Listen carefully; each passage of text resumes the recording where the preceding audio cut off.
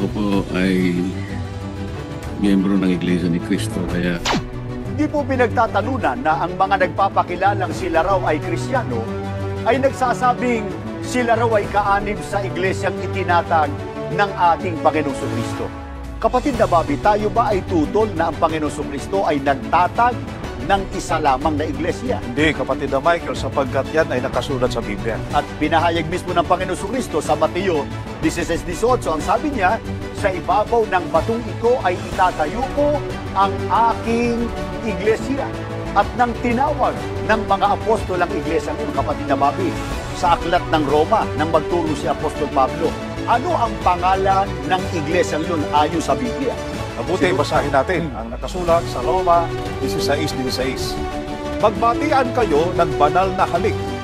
Lahat ng iglesia ni Kristo ay bumabati sa inyo. Maliwanag po, kapatid na Michael, kaya na nalalaman ninyo, mga mahal na taga-subaybay, na ang pangalan po ng iglesia itinayo ng ating Panginoong Jesucristo at nakasulat po sa Biblia, Iglesia ni Cristo. At sana huwag magdaramdam yung ating mga kaibigan sumusubaybay, lalo sa hanay ng mga Katoliko. Basahin po ninyo ang buong Biblia from cover to cover. Wala po kayong bababasang Iglesia Katolika Apostolika Romana. Hindi po kami nanunulig sa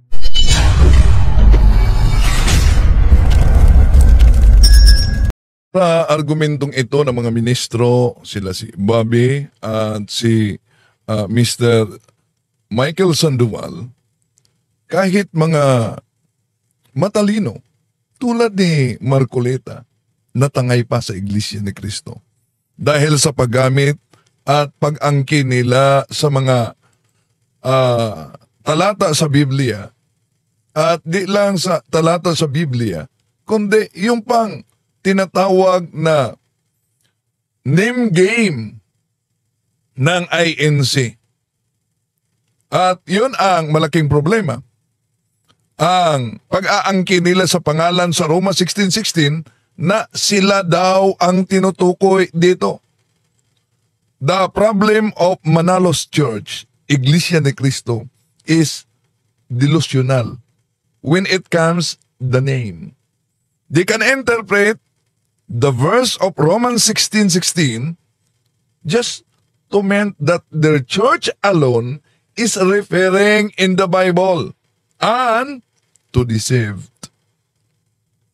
or mislead the innocent Catholic. So, mga kapatid, beware of this INC name game deception.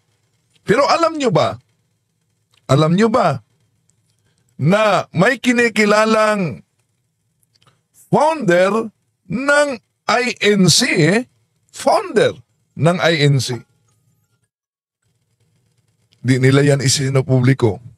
Nagsulat ng aklat na ito at siya'y yumakap sa simbahang Katoliko. Tama ang sinabi ni Marcoleta na yung argumentong South China Sea, di naman ibig sabihin umano na iyo'y tumutukoy sa at pinag-ari sa China. Ganon din ang nagdala sa Iglesia ni Cristo, marami sila. Hindi iyan ibig sabihin na yun na ang Iglesyang tatag ng ating Panginoon Kristo.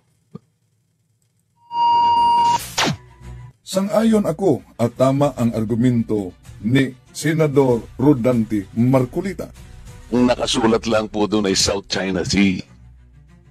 Hindi po naman nangangahulugan na pag sinabi natin South China Sea, pag-aari na ng China yon. In the same manner, Mr. Chair, yung Indian Ocean, hindi po pag-aari ng India yon. Yung Gulf of Mexico, Mr. Chair, hindi rin pag-aari ng Mexico. Ama. Kaya, mga kapatid, ang Iglesia ni Cristo, kahit nakapangalan Iglesia ni Cristo, hindi iyan pinag-aari ng ating Panginoon Jesucristo.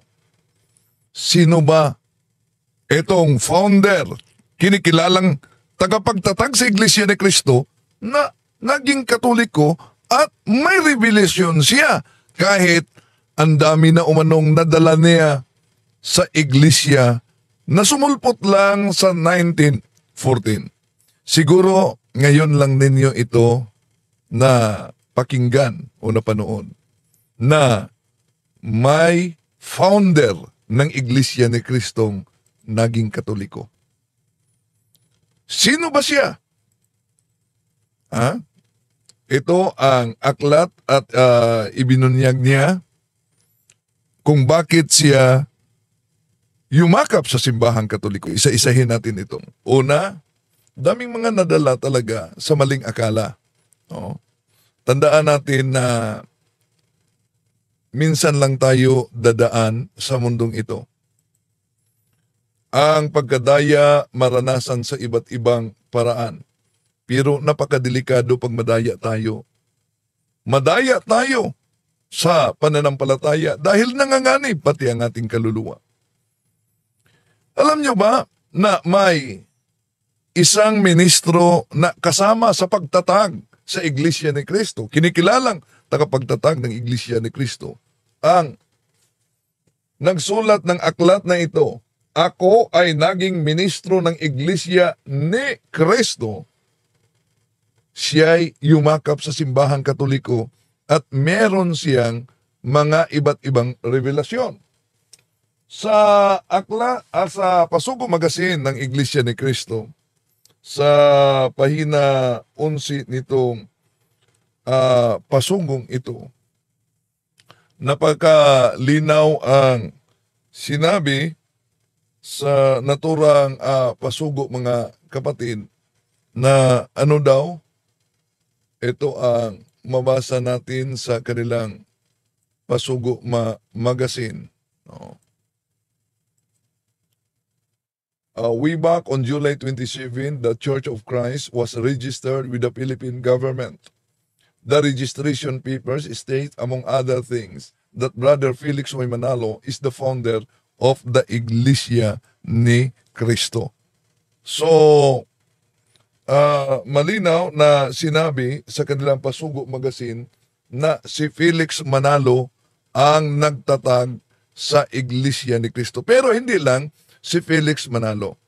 Meron pa siyang mga kasama at ito ang SEC registration nila na makita natin. No, translation, United States of America, Philippine Islands, Office of the Division of Archives, Patented Properties of Literature, and Executive Office of Industrial Trademarks. About unipersonal corporation or society called the Iglesia ni Cristo. Ito mabasa natin, that the said applicant appears before this office and respectfully declares that said applicant is the founder and the present head of the society named Iglesia ni Cristo. Napansin niyo ba na ang Iglesia ni Cristo sa unang registration nila, mga kapatid, ay letter K, hindi pa letter C. No, una yan sa pagrehistro. Letter K, hindi letter C. Now ngayon, puntahan natin itong may akda nito at isang ministro. Siya, alam nyo ba? Siya ay nasa cover pa ng Pasugo Magazine. Sino ba siya? Ito ang makita ninyo. Siya ay si Igmedio Zabala. Nasa cover pa ng Pasugo Magazine, Hunyo 1914. At sa aklat na ito, kaniyang inihayag kung bakit siya, at ang aklat na ito ay sa Katoliko itong aklat, mga kapatid, pero batay sa salaysay ni kapatid na Igmedio Zabala at isinulat ni F.C. Borlongan.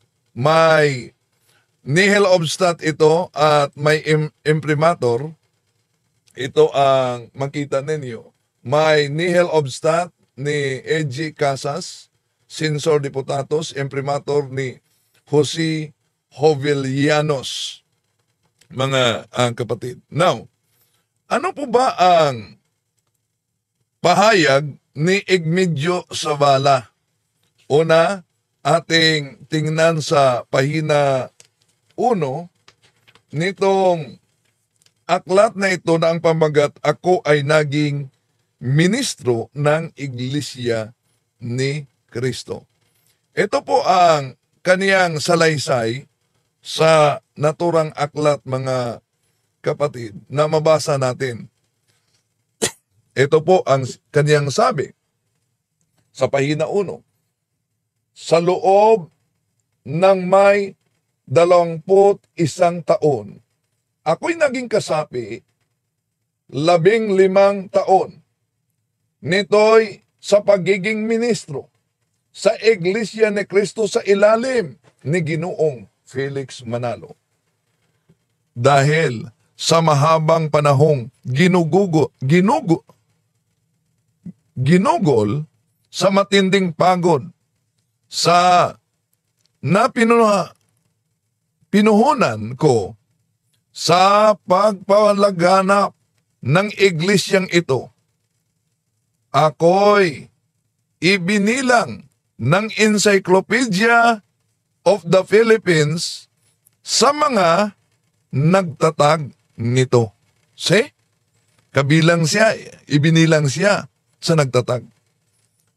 Ayon sa nabanggit sa aklat ni Zoilo Galang, Volume 10, 1936 edition, pahina 432-433. Ang Iglesia ni Kristo ay itinatag ni Ginoong Felix Manalo sa Punta Santa Ana, Maynila noong 1914. Idinagdag ng palathala ni Ginoong Manalo sa aklat na ang Diyos ay humirang din ng iba pang mga lalaki na nakakatulong niya, tumutukoy kay Ginoong Manalo, sa pagpalaganap ng lahat ng nais niyang ipatupad. Ang mga henerang ay sina Jacinto Casanova, Teodoro Santiago Lopez, Maximo Valenzuela, Bernardo Torla, Benito Sombelio, Raimundo Mansilungan, Felix Pineda, Feliciano Gonzales, Egmedio Sabala, Julio de la Rosa, Mariano Castro, Andres Toker, Francisco Abalos, Ropino Dula, Simeon Tabano, Norberto Cruz, at Eugenio Cortez. Yon ang mabasa natin sa aklat na ito, mga kapatid, na kabilang si Egmedio Sabala sa kinikilalang founder, nagtatag sa Iglesia ni Kristong kay Felix Manalo. So, ngayon, ang tanong, ito bang kinikilalang isa sa mga nagtatag dahil tinatawag daw umano na magiging katulong ni Felix Manalo? Siya ba ay nanatili sa iglesia? Tuloy natin ang pagbasa sa pahina 1 nitong aklat na itong Ako'y naging ministro ng Iglesia ni Kristo. Ito po ang ating mabasa. Dito pa lamang ay nais ko nang ipagtapat na hindi ang Diyos ang humirang sa aming 18 ministrong na katulong ni Ginoong Manalo. Sa katunayan, anumang oras ay naiaalis ni Ginoong Manalo ang sino man sa amin. Siya ang nagturo sa amin kung ano ang ituturo namin. Yun ang nasa pahina 1 ng naturang aklat, mga kapatid. Ngayon, ano ba ang revelasyon ni Ginoong Egmedio Sabala na dating ministro at kinikilalang founder ng Iglesia ni Kristong tatag din ni Felix Manalo. Ito ating basahin sa pahina 6, mga kapatid, sa kaniyang aklat na nasa ating kamay ngayon. Ako ay naging ministro ng Iglesia ni Cristo. Ito po ang nakasulat sa naturang aklat na mabasa natin sa pahina 6. Lubhang marami ang naaakit. Lubhang marami ang naaakit ko.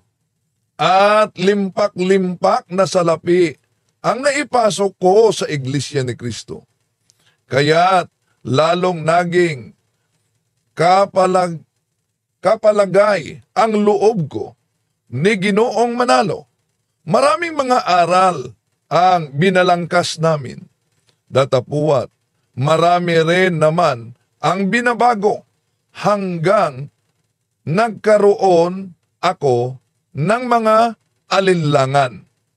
Nakasaksi rin ako ng mga pangyayaring paniwalaan dili sa buhay ni Ginoong Manalo at sa ilang ministro. Yon ang sabi niya sa pahina 6. At dagdag pa niya, ito ang mabasa natin sa pahina 6 pa rin, na sinabi ni Ginoong Egmedio Zabala, isa sa mga taga-pagtatag. Ang mga alinlangan ko'y tumutukoy sa pagiging anghel ni Manalo, sa mga aral na pinagbago-bago at sa mga gawaing kahiya-hiya sa harap ng Diyos at ng mga tao. Kami ni Ginoong Manalo ay nagkaroon pa ng samaan ng loob at noong 1941, ako'y lumayas sa piling niya. So, hindi siya tiwalag. Siya ay kusang lumayas. Isa sa mga founder, ha? Oo. Pero, kusang lumayas. So, bakit? Hiniwalayan niya ang Iglesia ni Cristo, kung saan siya isa sa kabilang na kinikilalang tagapagtatag nito. Ano po ba ang dahilan? Sisilipin natin sa pahina 7 kung ano ang pahayag ni Mr. Egmedio Zabala dito sa pahina 7 ng naturang aklat, mga kapatid. Ito ang ating mabasa.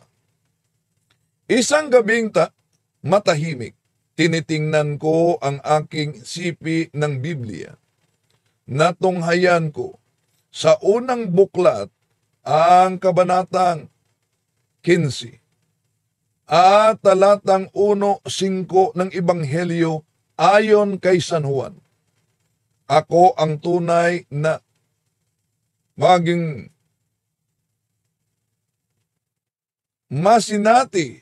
masinatili kayo sa akin at ako ay sa inyo.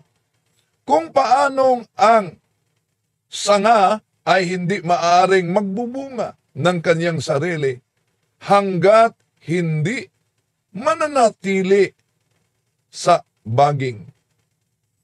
Hindi rin kayo magbubunga kung hindi kayo mananatili sa akin. Ako ang baging, kayo ang mga sanga. Isang liwanag na sa langit lamang ang makapagdudulot ng suminay sa isip ko at naitanong ko sa aking sarili. Ang mga iglesyang kayang kahapon lamang lumitaw ay pinasimulan lamang ng tao ay kaugnay pa rin kay Kristo. Si Jesucristo, tulad ng nalalaman ko, ay nagtatag ng iisang iglesia. Hindi maaaring pareho ng kaniyang relihiyon ang relihiyong itinatag lamang ng tao. Kailangan kung gayon, nasuriin ko ang mga iglesia at hanapin ko kung alin sa kanila ang kaugnay ni Kristo. Tiyak ng hindi yaong kay Ginoong Manalong Iglesia ang kaugnay ni Kristo, sapagkat kilala ko si Ginoong Manalo at ako'y isa sa mga nagtatag nito. Hindi rin yaong mga napasukan kong pawang tatag din ng tao. Patuloy natin sa pahina 7 pa rin. Gayon, ang pangangatweran ko ng gabing yaon noong 1953, nakatagpo ko si Ginoong Amadeo Hilario ng Malabon, Rizal. So, may nakipagkita siya doon sa Malabon, Rizal. At ano ang resulta? Ituloy natin sa aklat na ito sa pahina 8, mga kapatid. Ito ang pahayag ni Egmedio Sabala. Pinaliwanagan niya ako tungkol sa relihiyong aking kinagisnan. Nagkaroon din ako ng pagkakataong makipag-usap kina Padre Francisco Avendaño, si Fereno Leonen at Laureano Caueli. Sa tulong ng kanilang paliwanag at panalangin, natutuhan kong unti-unti ang tunay na mga aral at gawain ng Iglesia Katolika. Napaghulo ko rin na ang mga iniaral ko pala sa loob ng Iglesia ni Kristo ay pawang pagbibintang at pagbabatikos lamang sa Iglesia Katolika. Ako ay nagtrabaho sa Tarlac na doon binibinyagan ang lahat ng aking mga anak at nagpakasal kami nang may bahay ko sa harap ni Padre Santiago Guanlao ng Tarlac. So dito, isa sa mga founders ng Iglesia ni Cristo na si Egmedio Sabala, nagpabinyag, hindi lang siya, kundi pati na ang buong pamilya niya. Nagpabinyag at nagpakasal. Ituloy natin sa pahina 8. Ito ang kaniyang pahayag, mga kapatid. Ngayon ay nabubuhay na ako ng tahimik. Hinahangad ko naman na makapaliwanag sa iba kong mga kababayang naliligaw ng landas. Tuwing may pagkakataon, ako'y di mag-aatubiling maghayag ng aking buhay sa piling ni Ginoong Manalo at magbunyag ng mga kamaliang nananaig pa sa kahabag-habag at walang malay na mga kaanib ng Iglesia ni Kristo. Yon. So, nabinyagan siya sa Simbahang Katoliko, nakasal sila sa Simbahang Katoliko, at ano naman ang kaniyang revelasyon kaugnay diyan? Babasahin natin sa pahina 50. Sa aklat na ito, mga kapatid, ako'y ay naging ministro ng Iglesia ni Cristo. Ito po ang ating mabasa. Kung tayo'y may suliranin sa paggawa ng bahay, lumapit kayo sa inhenyero o sa karpentero. Kung sa batas, sa abogado. Kung sakit sa katawan, sa manggagamot. Kung sa damit, sa sastre o sa modista.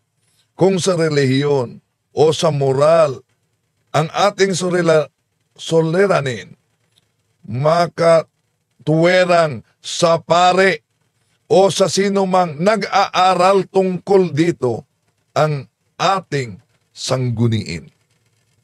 Ito pa ang dagdag niya. Kaya ang panawagan ko'y huwag kayong basta-bastang maniniwala sa mga biglang sipot na mga ngaral. Katawa-tawa ang labas ninyo. Kung ang isang barbero, empleyado sa opisina, musikero, kotsero, at sastre, kayo hahatol tungkol sa bagay ng relihiyon at moral. At kung ipinagdangalan naman ninyo ang inyong pagkakatoliko, hindi kayo ang unang sisira sa inyong pananampalataya. Kadalasan, marami sa atin ang pintas lamang ng pintas datapuat. Wala naman tayong nagawang mabuti sa ating sarili at sa kapwa. Kaya ang payo ko ay tumupad kayo sa inyong pagkakatoliko. Kung may alinlangan kayo sa pare o sa sinumang nag-aaral na katoliko, kayo magsangguni. Yon ang kaniyang sabi. At ito pa, tuloy natin. Inaasahan kong kayo na mga Katoliko ang magiging halimbawa ko, sapagkat ako ngayoy lamang naliwanagan. Sama-sama tayong mag-aral sa ating pananampalataya at huwag tayong magpabaya sa ating tungkulin. Alalahanin natin ang mga iglesia ni Manalo at iba't ibang sikta ay nakakaakit lamang doon sa mga Katolikong wala mang muwang at hindi pa tumupad sa tungkulin kahit sa pagsisimba man lamang kung linggo. At ito pa ang kaniyang payo. Mahalin natin ang ating pananampalataya sapagkat lilipas ang dunong, ang ganda, ang yaman, tayo na rin ay mamamatay. Ang pananampalataya lamang natin ang makapaghahatid sa atin sa wastong pamumuhay at magandang kamatayan. Pagpalain nawa tayo palagi ng Panginoon at ng mahal na Birhen. See? Itong aklat na ito, napakaganda mga kapatid. Pero ayaw nila itong maisa publiko. Dahil, imagine, isa sa nagtatag ng Iglesia ni Cristo, isa sa nagtatag ng Iglesia ni Cristo, ngayon, Katoliko pala. Oh. At may payo siya. Pag-aralan natin ang ating pananampalataya. Nemo that could non habit. Hindi tayo makapagbigay sa mga bagay na wala sa atin. Mga kapatid, sa mga nagsubaybay ngayon,